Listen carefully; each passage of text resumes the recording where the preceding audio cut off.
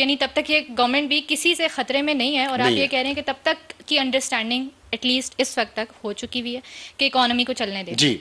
और अगर मैं हुकूमत को भी ये मशवरा देता हूँ, मशवरा क्या देना, खैर उन्हें पता होगा कि 1 साल 1 महीना ही है उनके पास, अपनी परफॉर्मेंस बेहतरीन कर लें, मईशत को ठीक कर लें, और तो चीज़ें 1 साल 1 महीने से आगे चली जाएंगी। वरना उसके बाद फिर क्या होता है, ये इसकी कोई गारंटी नहीं है। अच्छा।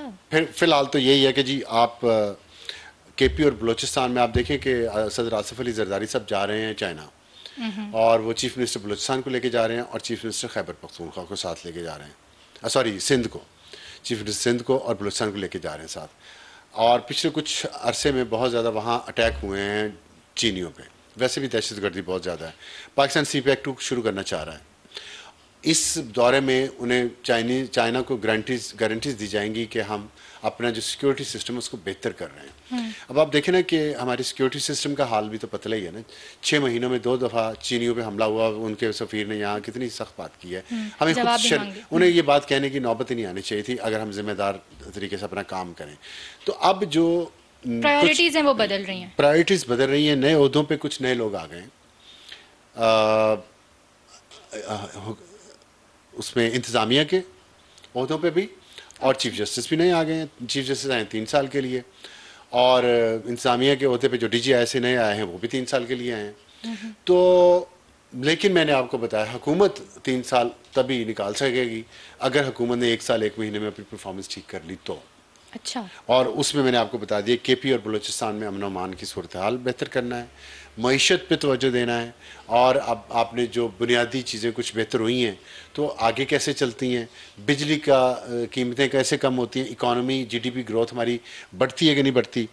तो मेरे ये ख्याल में ये जो डील है ना जिसकी मैंने बात की है कि हो गई है, मैं इस डील को पे तनकीद नहीं करूँगा, मैं इसको नेगेटिव नहीं कहूँगा, मैं ये नहीं कहूँगा कोई बिक गया और कोई किसी ने किसी को बेच दिया। अच्छा। देखिए सभी मुश्किलात में है। अगर कोई ये समझता है ना बाहर किसी मुल्क में बैठ के, अमेरिका में या बरतानिया में, कि वो खान डट के खड़ा है, तो वो इस चक्कर में खान को जो है दिन ब दिन उसको ख़राब करेंगे। दीवार के साथ लगा रहे हैं। डट के खड़ा या नहीं खड़ा, बहरहाल खान साहब की भी बस हुई हुई है, इस मुल्क की भी बस हुई हुई है, हुकूमतों की भी बस हुई हुई है, और कानून नाफज करने वाले इदारों की भी बस हुई हुई है, और अदलिया की भी बस हुई हुई है। ये जो काजी फाइज साहब के साथ कल हुआ है लंदन में, हाँ, मैंने उस तरफ आना था। आपके ख्याल में ये जो जजेस हैं दूसरे या कोई और सरकारी ओहदेदार हैं, ये सारा कुछ उनके साथ नहीं होगा? ये होगा उनके साथ। हमने जो कल्चर इस मुल्क का बना दिया, जिस तरीके पे हम जिस इस तरफ कौम को ले गए हैं, ये बाहर बैठे लोगों को नहीं पता इस मुल्क में हाल क्या है।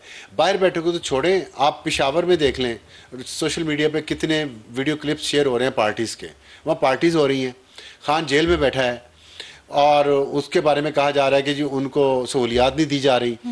ठीक है, लेकिन बाहर उनकी पार्टी के लोग क्या कर रहे हैं पेशावर में? आप देख रही हैं ना, वीडियो क्लिप्स देख रही हैं ना, वहाँ से आज रोज़ाना कहीं ना कहीं कहीं चरसी दुम्बा चल रहा होता है, कहीं चरसी कढ़ाई चल रही होती है, कहीं चरसी तिक्के चल रहे होते हैं, कहीं चरसी चल रही होती है, पता नहीं क्या क्या हो रहा है। तो ये जो, और लाहौर के जो मर्द ख़वातीन हजरात हैं वहाँ जाके बैठे हुए हैं, लाहौर PTI के जो लीडर हैं, तो ये मुनाफकत जो है ना, वर्कर को मरवाओ, वर्कर को सड़क पे ला के जेलों में उनको उनसे आगे लगवाओ, हमले करवाओ पुलिस पे, फिर वो जेल में चले जाएं और आप आराम से मजे करें पेशावर में। वो कहते हैं ना, तो Pakistani elite is the second worst thing happened to Pakistan. British Pakistani still remain the first. तो वो उधर जो हरकतें करते हैं वो नहीं, वो तो बड़ी ही आप बताएं, बात वही उस तरफ ले गई हूँ मैं। काजी फाइज ईसा साहब के साथ जो हुआ है, बड़ी अफसोसनाक और बहुत शेमफुल वीडियो थी।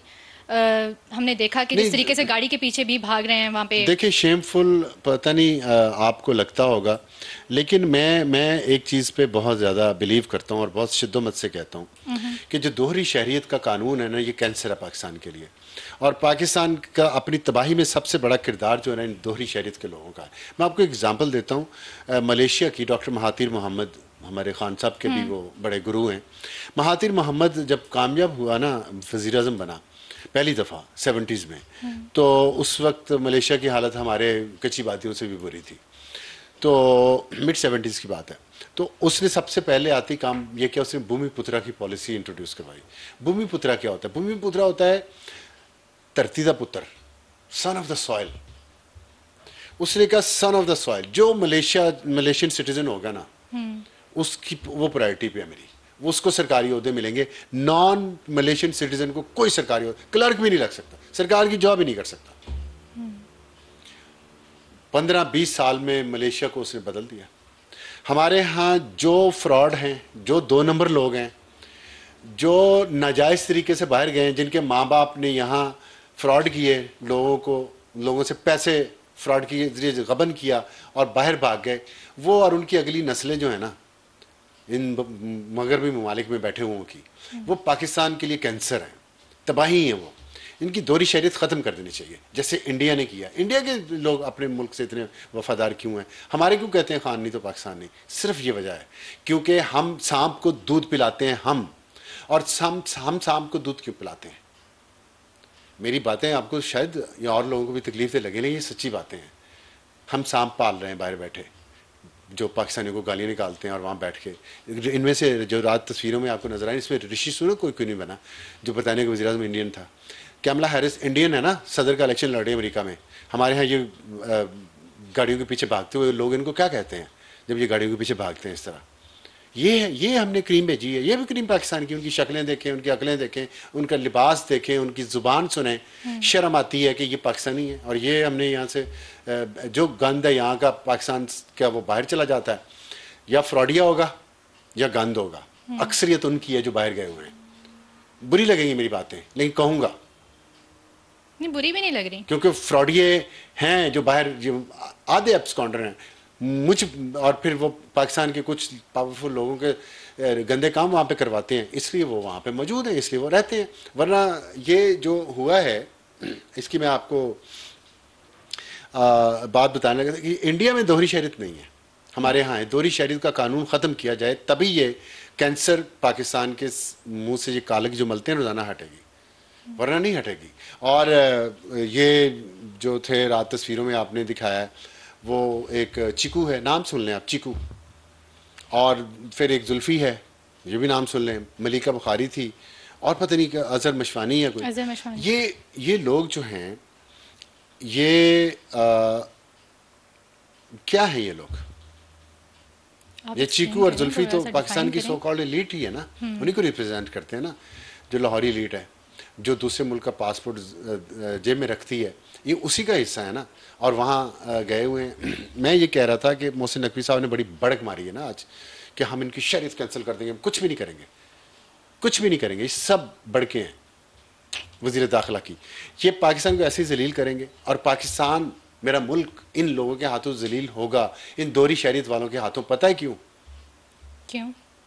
जिन्होंने दोहरी शरीयत ख़त्म करनी है ना, जब करवा सकते हैं, वो उनकी खुद दोहरी शरीयत है।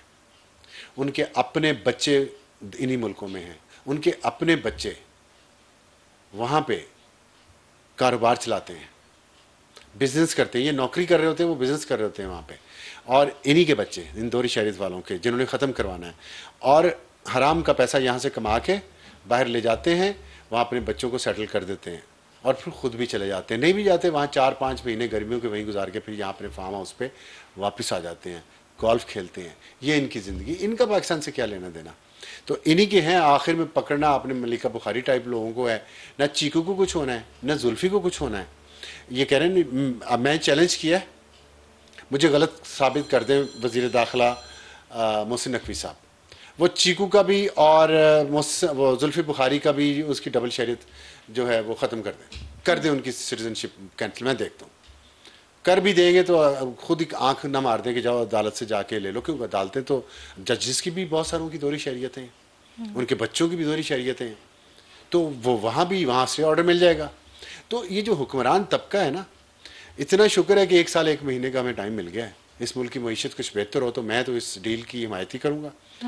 सांस लेने आप लड़ के इतना थक गए हैं सब, कि सब कुछ थोड़ी देर, एक जो बॉक्सिंग फाइट के दरमियान वक्फा नहीं होता, थोड़ी देर अपने अपने कॉर्नर में चले जाते हैं, ऐसे अपने अपने कॉर्नर में सब जा रहे हैं। अल्लाह करे वहीं रहें। अब बड़े कॉन्फिडेंट लग रहे हैं, कम से कम 1 महीने और 1 साल 1 महीने की हद तक।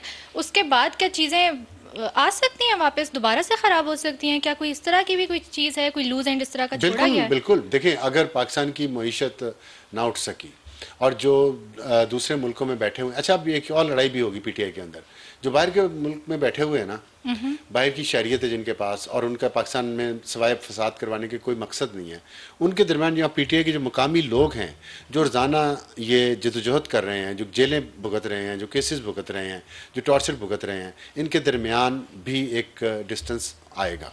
क्योंकि जो बाहर बैठे हैं वो सिर्फ अपने डॉलर इकट्ठे करने के लिए, अपने यूट्यूब चैनल चलाने के लिए, वो इस मुल्क में एक अदम इस्तेहकाम पैदा करना चाहते हैं। तो अब ये समझ यहाँ के पीटीआई के लोगों को आ रही है कि ये लोग तो खुद बाहर बैठे मजे कर रहे हैं और हमें यहाँ इन्होंने फंसाया, और हमें वहाँ से ट्वीट कर देते हैं, वहाँ से एक वीडियो क्लिप अपलोड कर देते हैं कि जी आप लोग इस्लामाबाद बंद कर दें, पाकिस्तान बंद कर दें, आप ये बंद कर दें, आप वो बंद कर दें, और ख़ुद वहाँ हैप्पी आवर मना रहे हैं रोज़ाना। तो ये जो हैप्पी आवर वहाँ बैठ के और यहाँ पे सैड आवर, ये नहीं चलेगा, ये नहीं चलेगा। ये पीटीआई को खुद समझ आ रही है इन पॉलिसीज़ की, इसलिए पीटीआई भी ऑन बोर्ड है कुछ चीज़ों पे, और मेरा ख्याल है ये बेहतर है पाकिस्तान के लिए।